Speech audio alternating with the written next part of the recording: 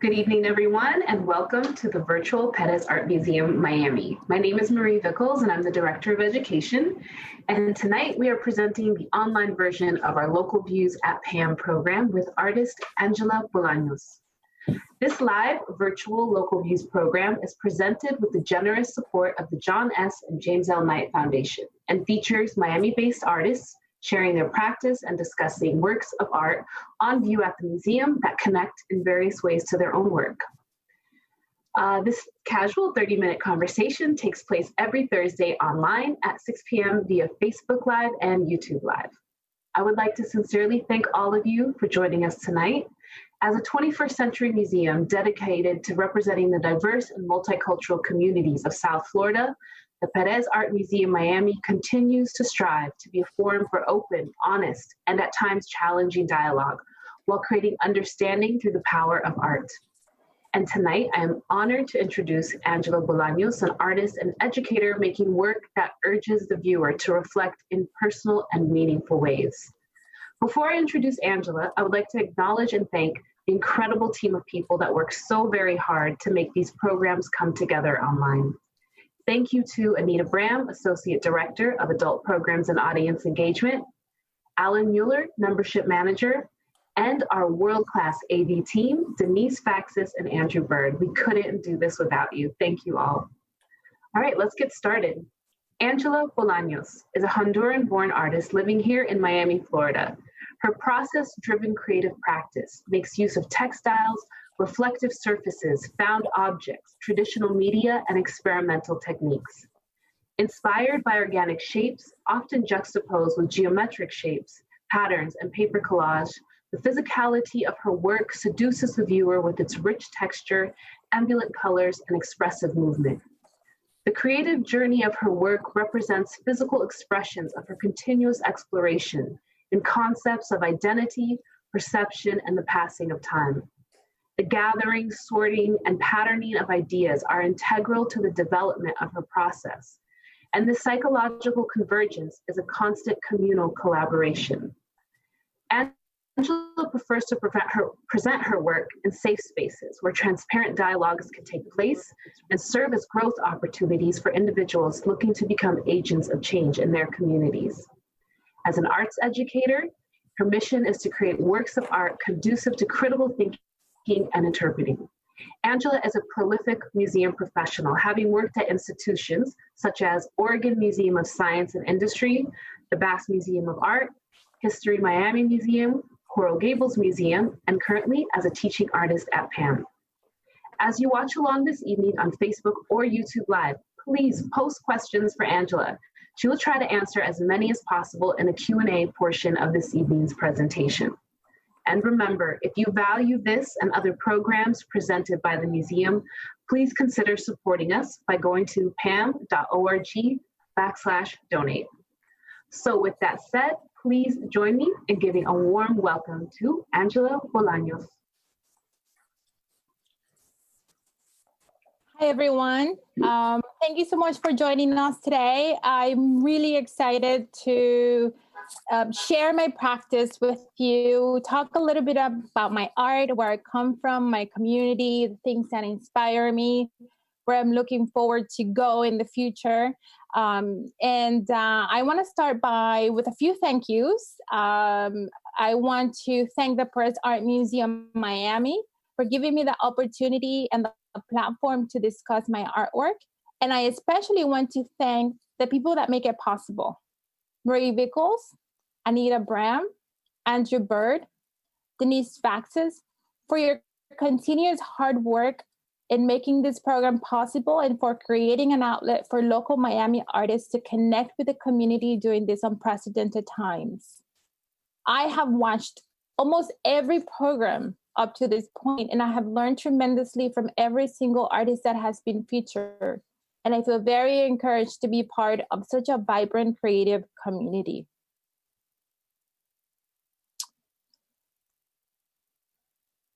I also want to take a moment before I get started in my presentation to acknowledge the world around me.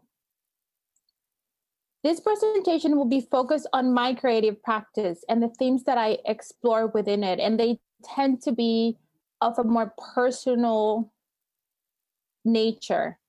And I want to take a moment to talk about a subject that is really important to me and state my support to the Black Lives Matter movement.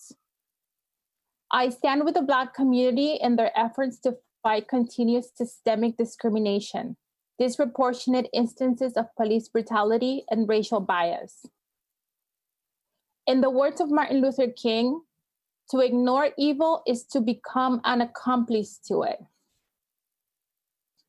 Trayvon Martin, Michael Brown, Philando Castile, Tamir Rice, George Floyd, Breonna Taylor, Sandra Bland, Atatiana Jefferson, Ahmaud Arbery.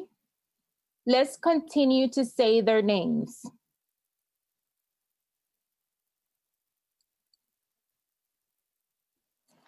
So I want to begin to this conversation by sharing a little bit about me for those of you who may be joining us that don't know me personally. I was born in Honduras, and I spent my childhood there. And in 1994, I moved to Miami, Florida. And so, as you can imagine, that represented a huge change for me, and it still informs the way that I create, and I incorporate certain elements of that experience in my works of art. For the past almost 10 years, I have been working as a museum professional, a teaching artist, an arts administrator, and I'll expand a little bit about that experience, those experiences for me later on in the presentation. I have always been a very creative individual, always looked for creative outlets in my life. And early on, I was very involved in theater, and it's something that I still enjoy to this day, but I will just focus on my visual arts practice for this presentation.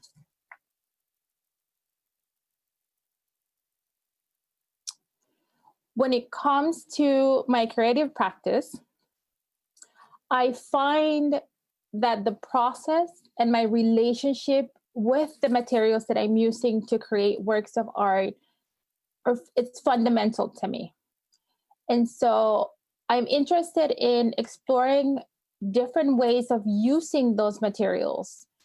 And though I usually have a well thought out vision of what I want to achieve, I also allow for improvisation in my work. And it sort of becomes a dance between what I feel is my desire to control the materials and transform the materials, and also allowing for these materials that I choose to use to find a place in the composition. I'm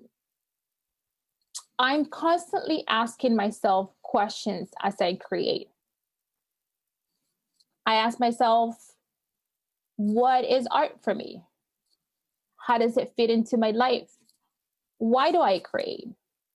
How am I growing and evolving? And how is that connected to my growth and my evolution as a human being? And I also think a lot about the time that I spend creating, the energy that I infuse into these works of art, and how these works of art ultimately become receptacles of time and memories.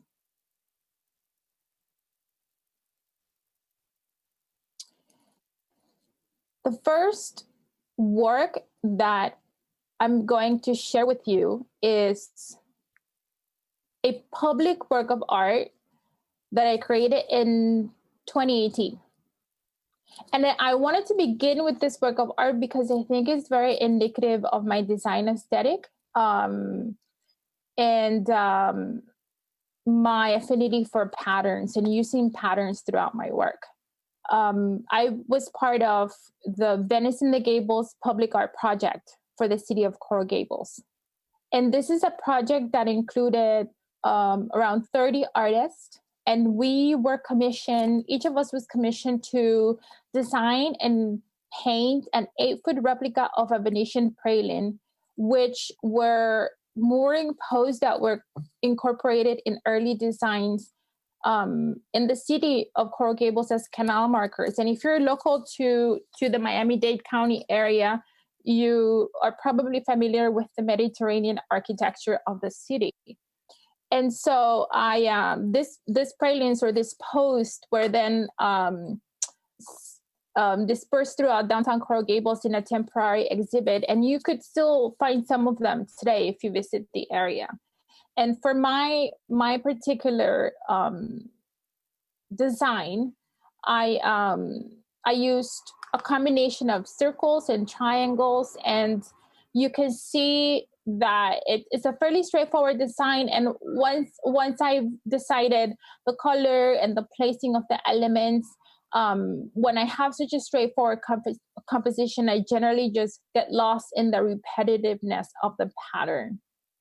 It's something that I then focus on the physicality of the work, the labor-intensive element of creating this work until it's completed. And that sort of process is something that I continually look for in the works that I created. And the next piece that I want to share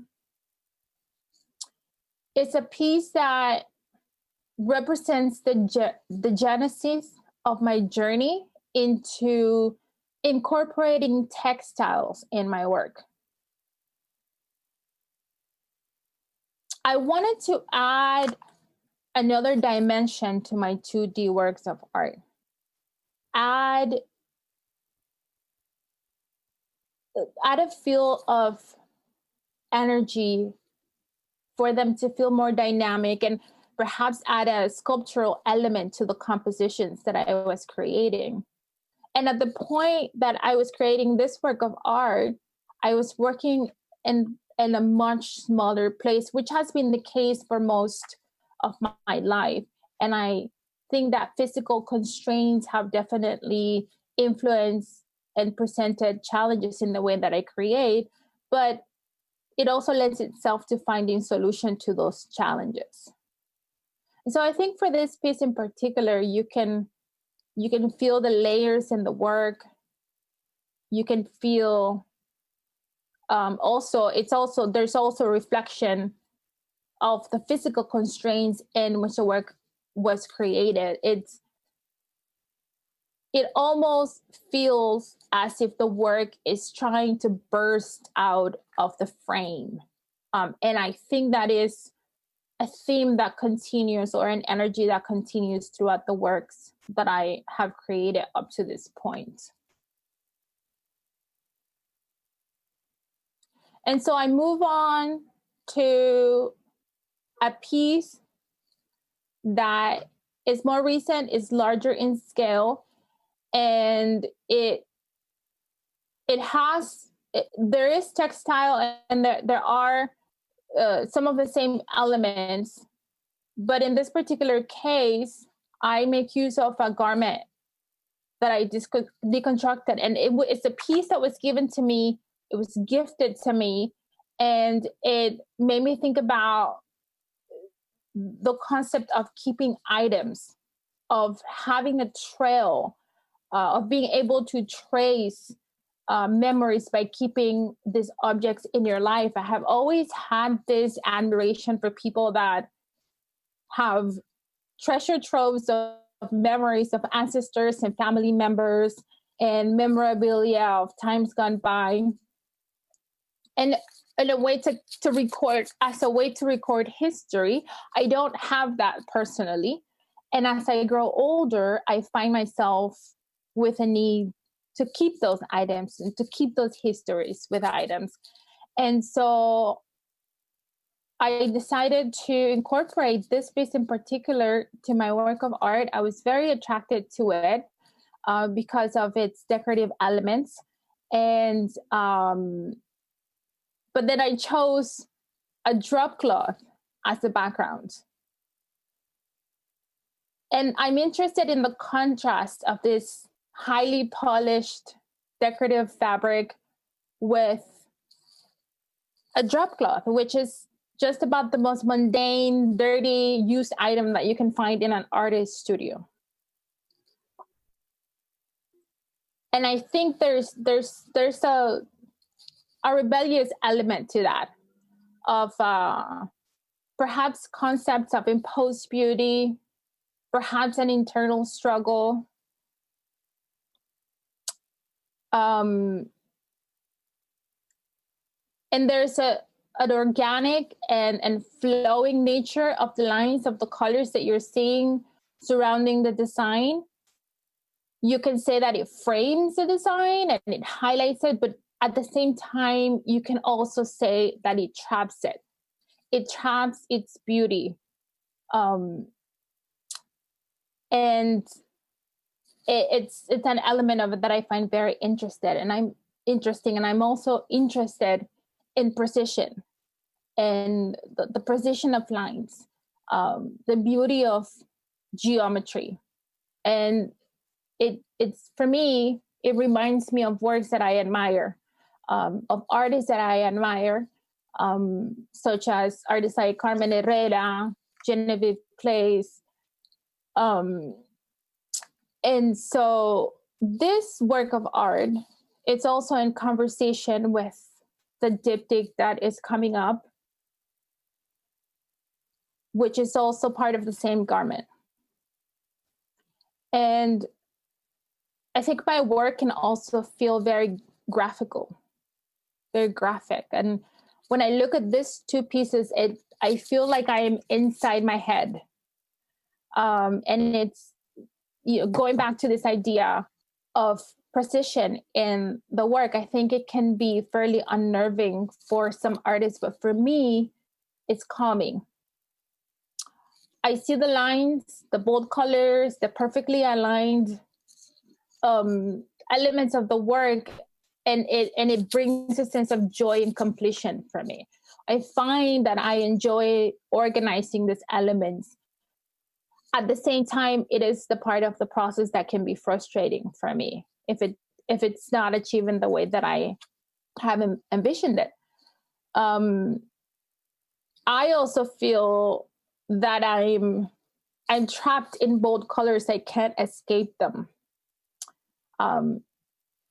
It may be part of my cultural background.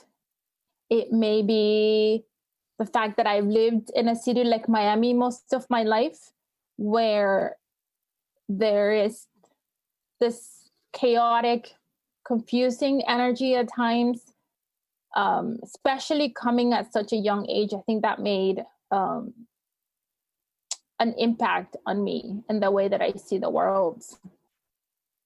So in many ways, I think this is sort of a way of reflecting on what that process was like to move from one place to another and to find and redefine pathways in my life in my early days. And I think there's also a collage element to these pieces that you're seeing. So as I keep moving and I show you a couple of close-ups, you can see that I don't know if you can see it, if it's large enough, but you can see that there's a pattern of dots within the flowers, and that's something that I also added to the composition.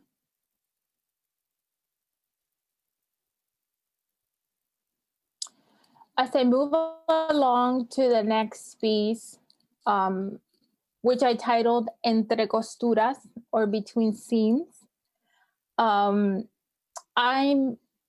continue to experiment with different materials, but I'm also thinking about fluidity, and I'm thinking about experimentation, and I'm thinking about continuing to create visual narratives that include elements that are recognizable, but also shapes that make you think about newness or that introduce new elements to the work. I am very concerned, or I'm very intrigued by the subtleties of volume. not just using the textile to create volume, but also using pain to create volume. And in a more emotional level, I think about connections. And I think about this piece as, or the elements of this piece, the composition of this piece as alone islands, which I think is different from being lonely and sort of like being in your own space, even if you are surrounded by others. And I think that just has to do with my introverted nature. And that is something that you can see recurrent in my work. And introducing this new material, which is paper, this is fabric and acrylic on paper. It's also a different experience than using fabric on canvas for me, because I'm also introducing an element of fragility and the physical fragility of the material, and how can I bring these elements together and bring them to the finish line. And of course, when dealing with the physical fragility, it brings me to emotional fragility and the vulnerability of humanity. And these are the things that I'm thinking as I'm creating these works of art.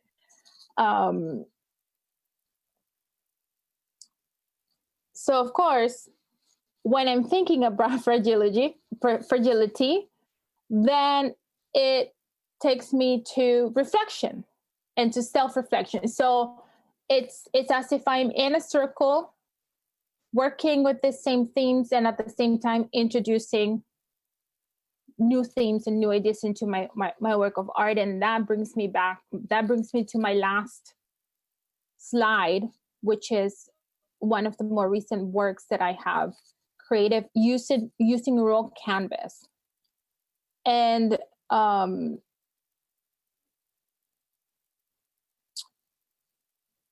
canvas is a material that artists have been using for centuries, covering, transforming.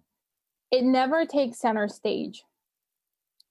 And just thinking about how beautifully raw it is and how beautifully simple it is, it became a material that I was very interested in working with just on its own. And this is using a mirror, again, going back to a theme of reflection and looking at yourself and thinking about, as years go by, how does that reflection look for you as a person? Does it get easier? Does it get harder, depending on your life experiences, your traumas, the way that you used to see them? And so those are a lot of the themes and the emotions that I tend to imbue in the works of art that I create. And I hope that this has provided you an insight into my creative practice. I also spend a lot of time working as a teaching artist, which is incredibly important for me. And just spending time with my community, with the people around you, are things that really inform my practice. And I wanted to take a moment to highlight an organization and an experience that was very integral for me and for my development as an artist. I had the opportunity to travel to Guadeloupe earlier in March before COVID-19 hit the shores of Miami, and had the opportunity to spend time with a group of artists, visiting local museums, exhibitions, spending time just getting to know the local artists. And I found some really direct connections to my work on that trip. And the image on the top of this slide is actually a work of art by a local artist that uses recycled items to create. Her name is Line Luco. And I wanted to show her work because I wanted to show the connections that we as artists can make independently of where we are from. I felt such an affinity to this work, and in particular to visiting her space and the way that she creates. I would consider that a life-changing experience, and I want to thank Rosie Gordon-Wallace and Diaspora by Cultural Arts Incubator for allowing me that opportunity and that experience. I spoke a little bit about my role as a teaching artist and how spending time in the gallery has also informed my practice. And it's not an experience that every artist gets, but I feel very lucky to be able to do it. Not only spending the time with children and using art as a tool for dialogue, but also spending time in the galleries with my fellow teaching artists, learning about the processes that other artists use to create their works, and getting that continuous education is, for me, something that I'm really grateful for. And I'm happy that I fell into the path of museum education. And last but not least, I want to thank those that have captured the images that I have shared with you today. And I especially want to thank David Gary Lloyd for his incredible artistry and for capturing the essence of my work through photography.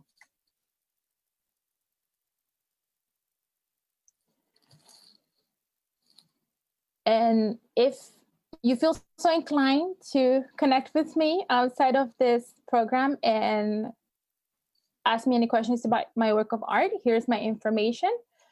So feel free to contact me. I want to thank everybody for tuning in and for allowing me to share my practice with you. And now I want to ask Anita Bram, Associate Director of Adult Programming at Perth Art Museum, to serve as moderator if anyone has any questions. Thank you so much, Angela. That was an amazing presentation. I really enjoyed the deeper look into your world and your work. And so we have some questions from the audience. To start out, just because I feel like it's a good baseline nowadays to start with, what has inspired you during this time of quarantine specifically? I have spent quite a lot of time walking. I think I definitely have a real understanding and concern for what's going on in our country, and especially in our city. We are, I believe, the city with the highest cases of COVID-19 in the world, which is incredible. And so I have spent the past 4 months basically quarantining.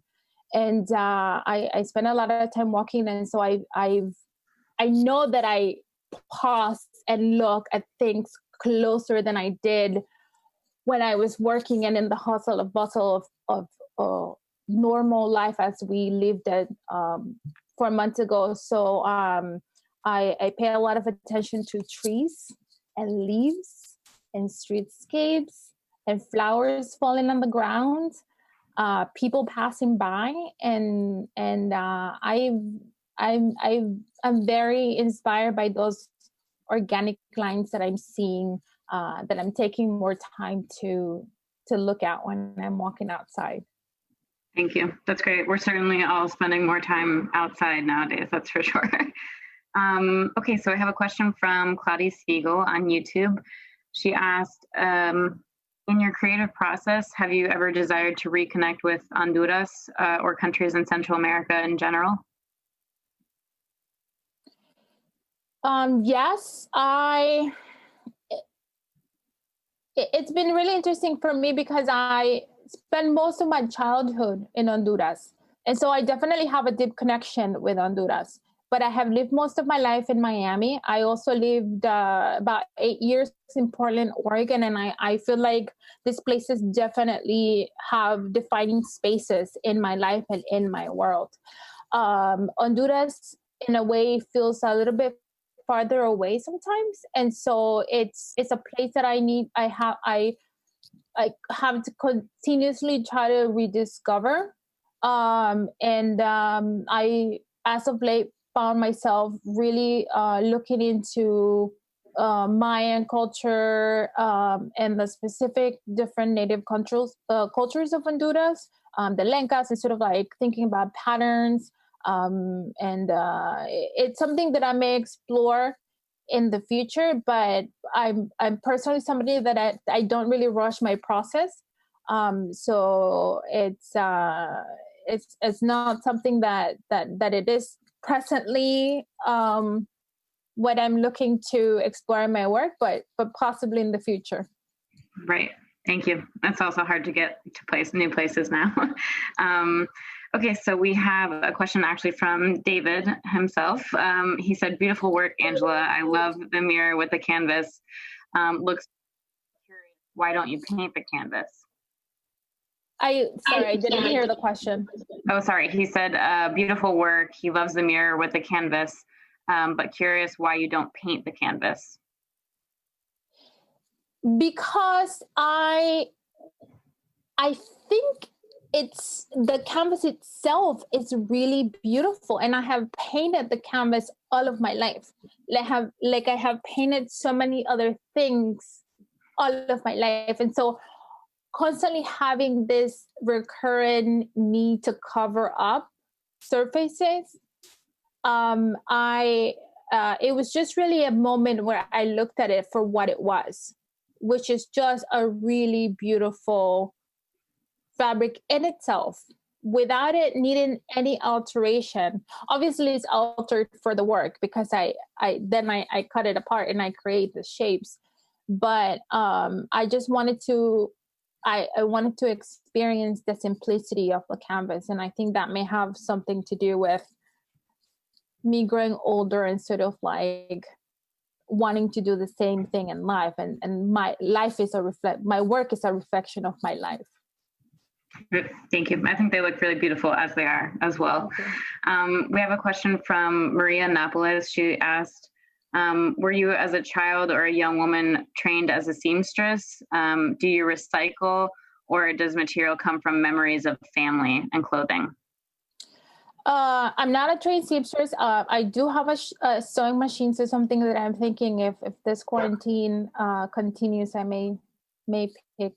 But I think recycling is a really interesting concept for me because, as I mentioned earlier, I lived in Portland, Oregon for quite a while, and it's a city that has a really intense emphasis on recycling and being green. But I live in a city like Miami, which unfortunately does not. I grew up in a country that in many ways didn't really need to think about recycling as much because it was not using as many disposable items. I don't recall throwing almost anything away. So I do think about recycling, but I also think that in many ways it really is influenced by where I am in the world. And that can be really scary, knowing that your own personal concepts and habits are so influenced by the place where you find yourself. So I guess to answer the question, I do a lot of recycling in the sense that I use a lot of materials that I already have. And it's something that I again, as I mentioned earlier, I have this desire to keep items. So I think that's definitely a way of conserving as much as I have. But I wouldn't say that's something that's incredibly intentional in my work. Great. Thank you. Let's see, we have a question from Beyond Touring Belize. Can you discuss a bit about how art can help students and people in times of need and stress? I think it depends on the way that you approach and you view the practice of creating. I've seen a lot of people that become incredibly stressed when they're making art because maybe they're perfectionists or they think they have to have a particular talent. I think if you allow yourself to just live with the materials, to just move with the motions, it can be incredibly therapeutic. It's what I have been doing all this time to remain somewhat positive. Or very positive. I think I tend to be a very positive person, but I think it allows you to exert energy. It allows you to use your creativity. It gives you something to look forward to, and it makes you feel accomplished anytime that you have created something. It's sort of like a record of how you've spent your time. So I think for me, it can be incredibly relaxing if I'm not really concerned with how good or how bad you're drawing, which I find a lot of people do that. So just let yourself be free, create, enjoy your time, enjoy colors. Thanks. I certainly appreciate that and need to work on that myself. Okay, so we have two more questions from our live audience. The first one is, Darwin asked, what do you like most about working in museums? I have always loved museums. I grew up going to museums. I was the only person in my immediate family that really enjoyed museum, but my family indulged me and went with me. What I love about working in museums as much as being in the spaces and being with the work is the people that I work with. It's finding people that are like-minded, finding people that are interested in having these dialogues with me and with each other, and finding people that I know are not only encouraging me to think outside the box, but they think outside the box themselves. And particularly with my last job at Perez Art Museums, having conversations with 12 other artists in the galleries, sitting down in the galleries and having these discussions about art and meeting. I don't think that's a very common experience. I don't think a lot of people get to experience that. And so I feel lucky. I feel very privileged to be able to do that for a living. Right. I certainly can't wait to get back to those times when we're all together in the galleries. Our final question is from Rosa, and she asked, what are you working on during these quarantine times? I've gone back to sketching, which is not something that I generally do, especially with the pieces that you have seen right now. I have mental notes that I take, and then I just start directly working with the materials that I choose to use. But I have been sketching a lot lately, and I've been going outside and sketching. Nothing in particular, just sort of going through the motions of using pen and paper. So I've done a lot of sketching, and that has been filling my time. Nice, very nice. Sounds like a great way to just get back into the practice. Thank you so much on behalf of myself, the museum, Marie, all of the flood of thank you comments on both feeds for sharing your time and practice with us. We really appreciate it, and we're so grateful. Thank you. Thank you, Anita. Thank you, Pam. Stay safe, everybody.